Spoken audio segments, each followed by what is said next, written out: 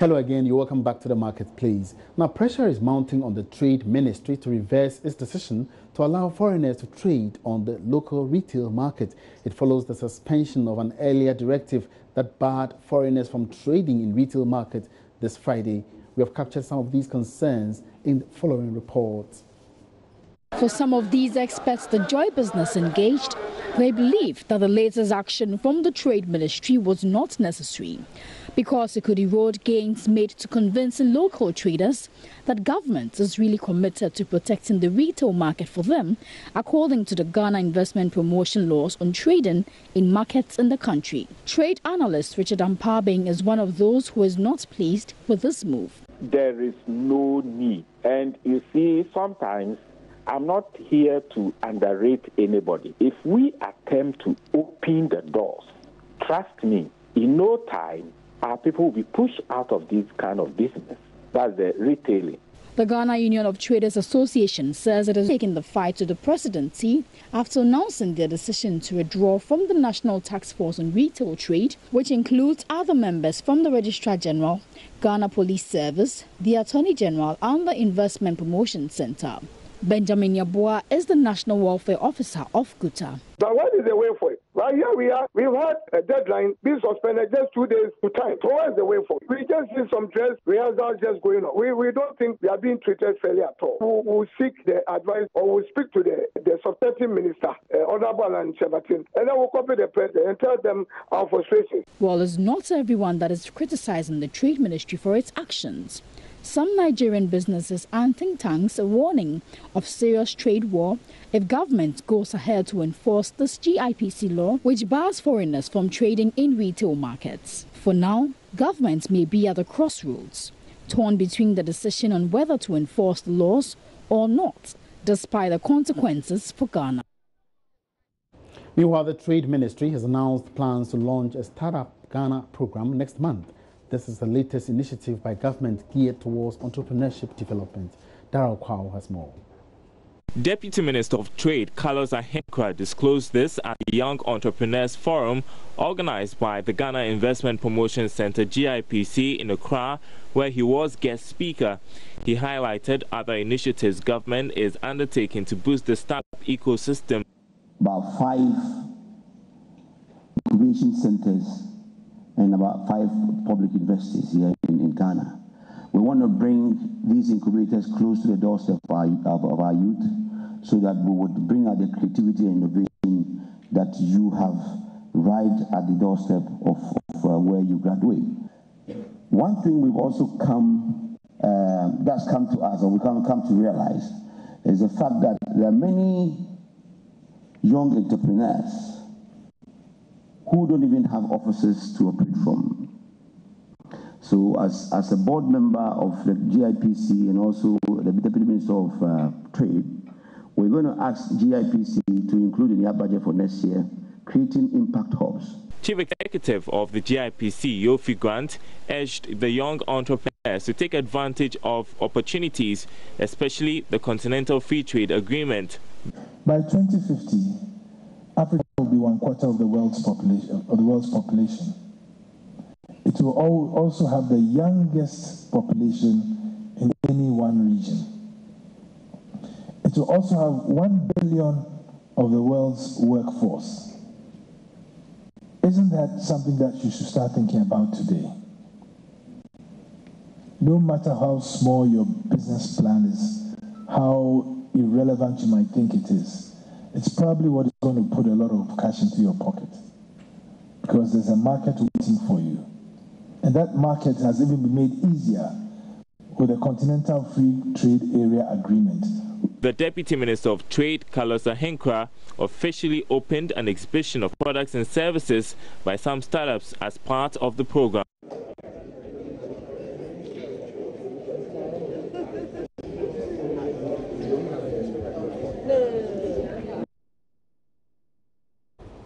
And the Minister for Works and Housing, Samuel Atachia, believes the new National Mortgage and Housing Finance Initiative would help deal effectively with the housing deficit in the country. The proposal, announced by the Finance Minister, is expected to improve investment into the sector to reduce costs. Speaking to Joy Business on the sidelines of the launch of the third multi-sectoral exhibition in Accra, Mr. Atachia maintained there are other problems that this new program would help address. I think the mortgage arrangements that we're trying to put in place is directly associated with my ministry. Our mandate is to roll out a program that will give us the opportunity to wipe out the climbing housing deficit, which is estimated at about 1.7 million minimum. But if you want to wipe out that deficit, you're talking about developers bringing in their money to construct the housing units. For who? For people who can pay. So if you look at the supply side and the demand side, you can have people coming to use their own money to give you houses. But the off-takers, for one reason or the other, will not be able to buy the houses. That's why it's a categorical imperative that the president wants to bring about the paradigm shift. So for the first time in this realm called Ghana, we should have a credible mortgage arrangement. That is to say, an arrangement in which a middle-income individual, or even a low-income individual, to the extent of his taste and income, will be able to sign onto a mortgage system and pay part of his income to service a mortgage debt, and over a stretch of time, say 20 years, will come to own one-bedroom house, two-bedroom, as the case might be. If you're unable to do that, we don't have a future in terms of wiping out the housing deficit. Let's turn our attention now to the mining sector. And the Ghana Mine Workers Union has welcomed the government's decision to undertake special audits of operations of mining firms in the country.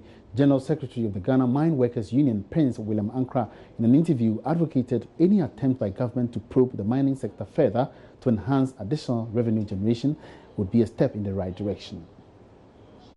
As part of government's new measures to rake in more revenue, Minister of Finance Ken Ofori-Atta during the mid-year budget presentation indicated that government would audit various multinationals, including mining firms.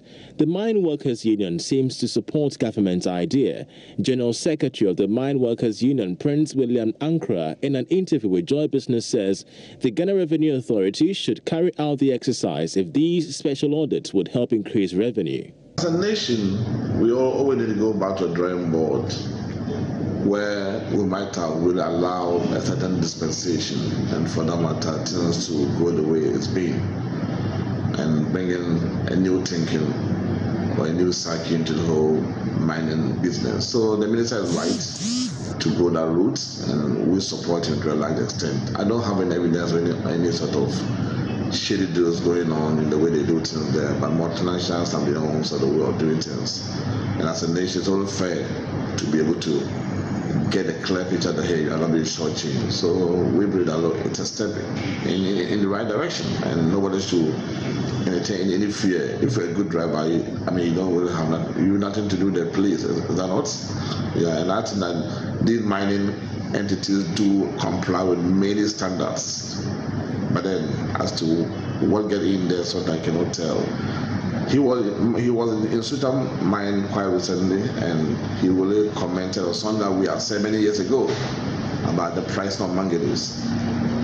And he raised a strong voice that, look, what mandate do they have to do so without getting the buy-in of government with a golden stick? So these are the questions that we asked many years ago. And that's where those on the board must as well have wear their national hats. And I'm sure that the minister had really begun a journey to indicate that, well, we will be strong on what we believe in, and for that matter, no mining company can take the state for granted. I'm sure that's the way to go. There have been some concerns mining firms are not paying the required amount of taxes to the state. Others also believe that some mining firms are concealing information to shortchange the country by way of taxes. But Prince William Ankara says mining firms should not worry about any audit if they are not doing the right thing. Whatever the suspicion is, my take is that if you have nothing to hide, you don't fear anything in there. But the nation has the right at any given time to say, look, even though I've done it before, I do it again. So let's allow the state machinery to work and let's see what's in there. If there's nothing ugly in there, that's wow. If there's something ugly in there, we're going to fix it. So I'm sure that we must just minimize the talk and really allow the machinery to work. Government has vowed to be tough on its tax compliance measures.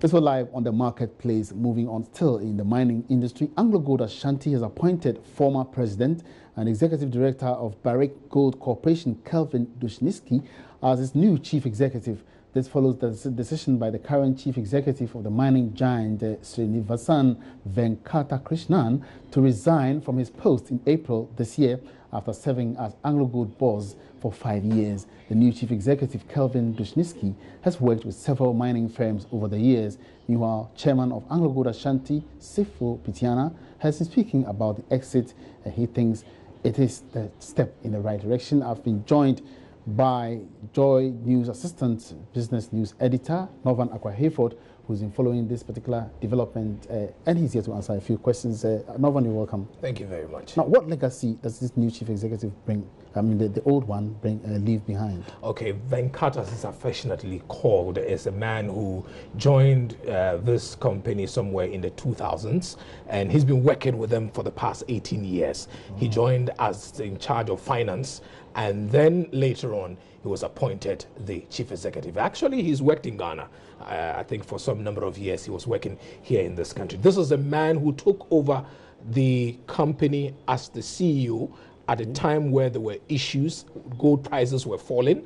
They had issues as far as the company is concerned, and he helped in turning around the business with all these measures like cutting costs and then ensuring that, you know, they scale down operations. How do we ensure that we still stayed in operation? These are some of the things that he's been able to do. You know, is there any particular reason he's leaving at this time? I think the only reason has to do is that he's gotten another bigger job. Let me put it that way. He joins a different company where he becomes the CEO, and we're talking of a company that is the largest or the biggest mining and metal firm in the world, which is headquartered in the UK, and that's perhaps for a bigger pairs. Maybe you can say. Maybe you can say. That's interesting.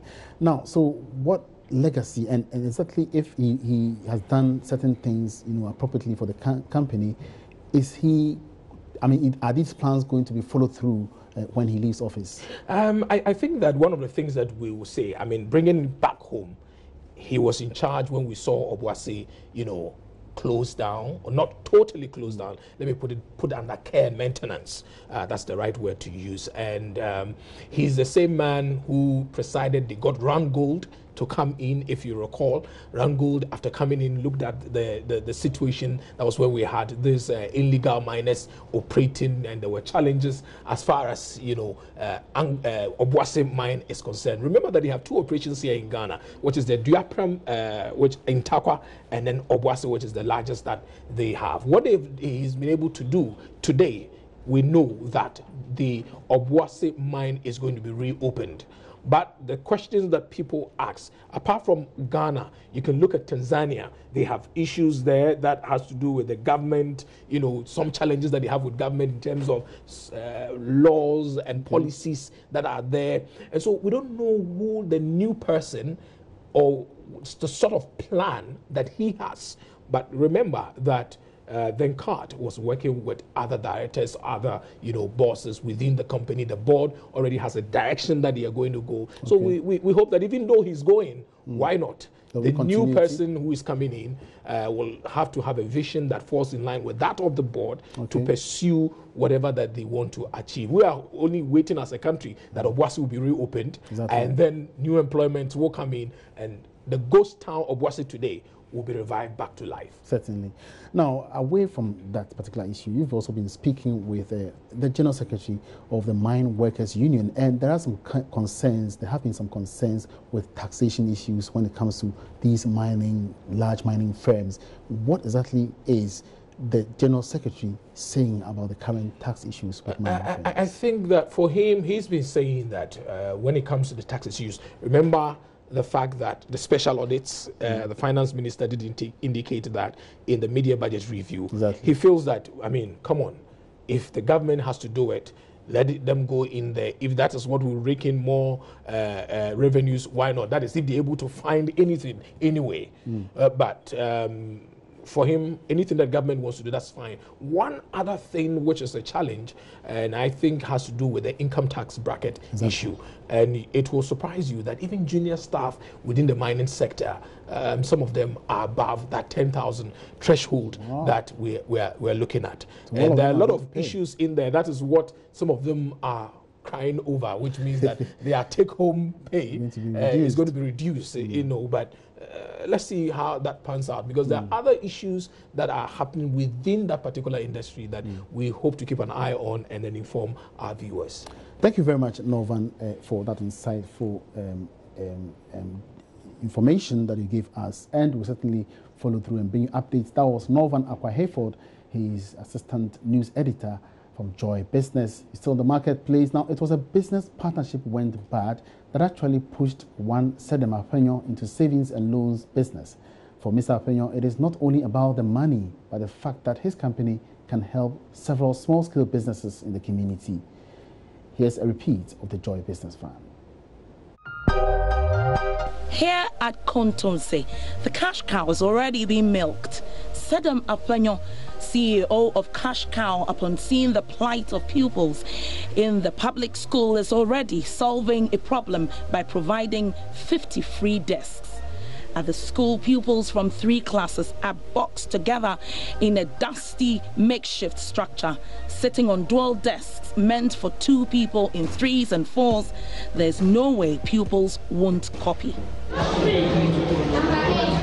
your way, don't copy.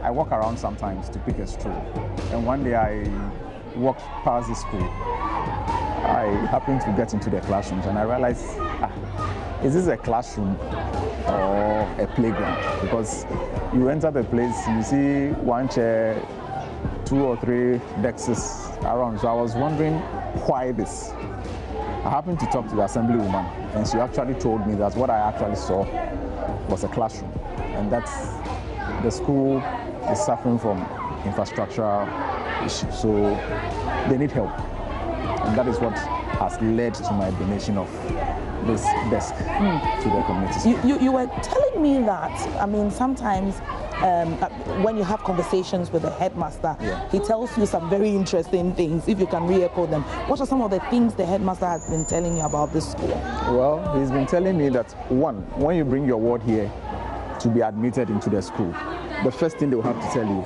is to provide your own chair or a desk, because they don't have. Sedem fell out with a business partner and started this business on his own with 10,000 cedis.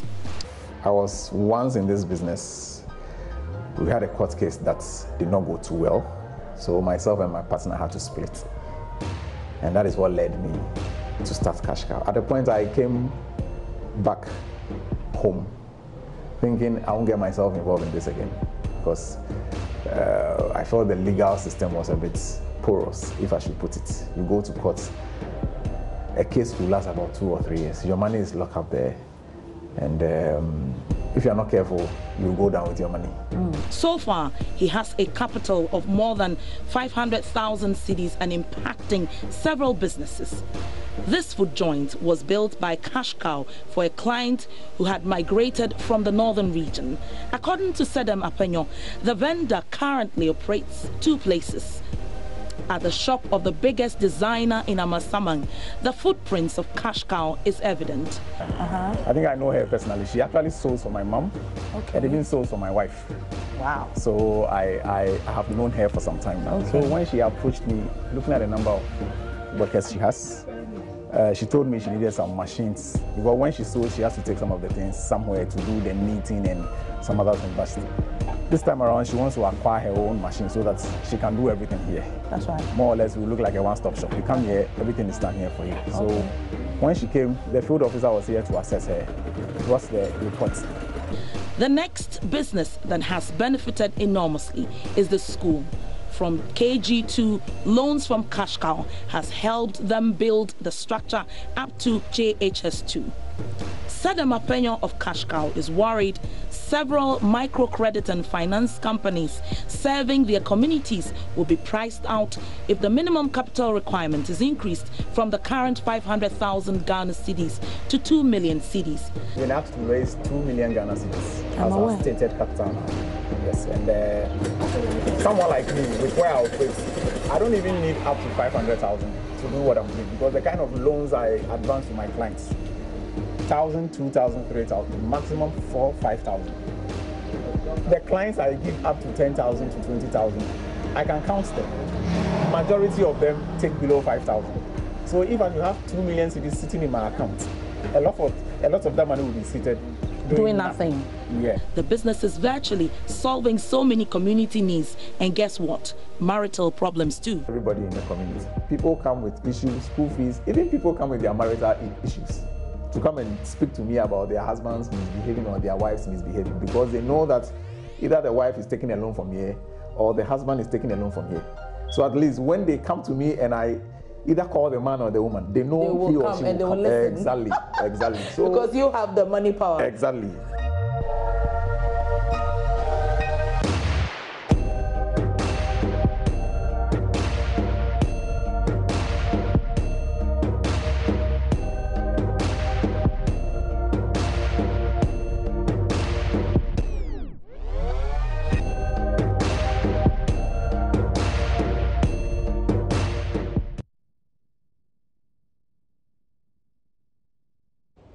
And there will be another edition of the Joy Business Van on Wednesday on Business Live with a repeat on Thursday on the Marketplace. Now, before we go, the final funeral rites of former Vice President Epakwesi Misahata is currently underway at the Accra International Conference Center. He will later be laid to rest tomorrow or Saturday. Before his position as Vice President, he was Governor of the Central Bank of Ghana from 2009 to 2012, where he championed a number of positive developments.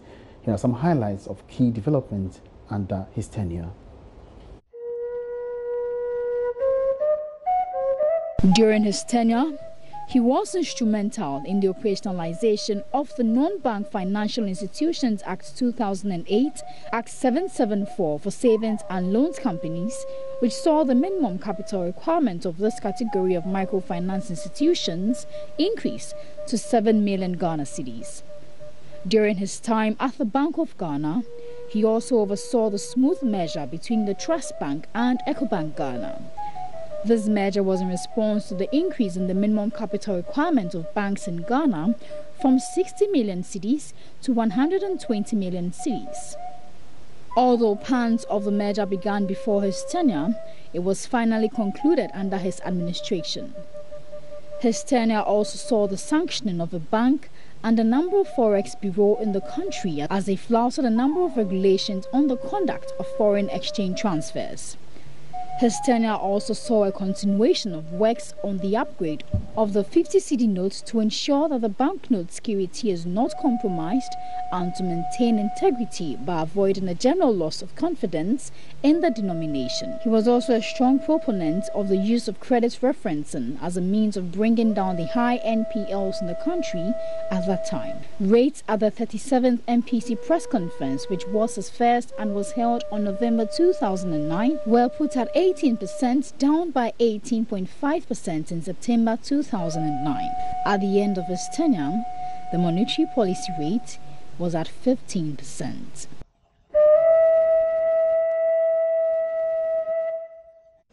May his soul rest in perfect peace. And on that note, to wrap up the Marketplace for today, my name is Emmanuel Abuachi. Have a good afternoon.